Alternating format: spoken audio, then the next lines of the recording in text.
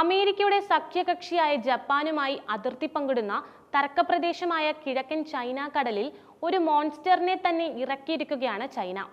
Monster ship എന്നറിയപ്പെടുന്ന ഒരു ഭീമൻ Chinese തീരസംരക്ഷണ കപ്പലിന്റെ ശക്തി പ്രകടനം പ്രദേശത്ത് നടന്നതായ വിവരമാണ് ഇപ്പോൾ പുറത്തുവരുന്നത്. 40 വർഷത്തിനുള്ളിൽ ലോകമെമ്പാടും ആധിപത്യം പുലർത്തുന്ന വലിയ സമുദ്രശക്തി ആകുക എന്ന ലക്ഷ്യത്തോട് രാജ്യം അടുത്തിരിക്കുന്നു എന്നാണ് ഇതിൽ നിന്നെല്ലാം മനസ്സിലാക്കേണ്ടത്. സമുദ്രമേഖലയിൽ പ്രവർത്തനങ്ങൾ നടത്താനുള്ള സ്വാതന്ത്ര്യമാണ് സമുദ്രശക്തി. സമുദ്രശക്തിയിൽ നാവികസേന, സമുദ്ര സ്ഥാപനങ്ങൾ, സമുദ്ര വികസനം, സമുദ്ര നിയമ സംവിധാനങ്ങൾ എന്നിവയാണ് സുപ്രധാനമായ 4 മേഖലകൾ. സമുദ്ര വ്യവസായം രാജ്യത്തിന്റെ സമ്പദ് വ്യവസ്ഥയുടെ ഒരു പ്രധാന ഭാഗമാണ്. ശാസ്ത്ര സാങ്കേതിക മേഖലയിലും സമുദ്ര വിഭവങ്ങൾ സുസ്ഥിരമായി ഉപയോഗപ്പെടുത്താനുള്ള ശേഷിയിലും ലോകോത്തര സമുദ്ര പ്രൊഫഷണലുകൾ അതിന് ഉണ്ടായിരിക്കണം.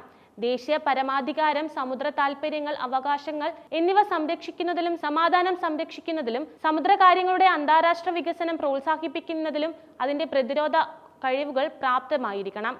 ചൈനയ്ക്ക് 22,000 കിലോമീറ്ററിലധികം, അതായത് 14 രാജ്യങ്ങളുമായി, പ്രത്യേകിച്ച് റഷ്യയുമായും ഇന്ത്യയുമായും കര അതിർത്തിയുണ്ട്. കൂടാതെ പടിഞ്ഞാറൻ പസഫിക്കിൽ ഒരു പ്രധാന കടൽ തീരവും ഏകദേശം 15,000 കിലോമീറ്റർ തീരപ്രദേശവുമുണ്ട്. പരമ്പരാഗതമായി ചൈനയെ ഒരു സമുദ്രശക്തിയേക്കാൾ ഒരു ഭൂഖണ്ഡമായാണ് കണക്കാക്കപ്പെടുന്നത്.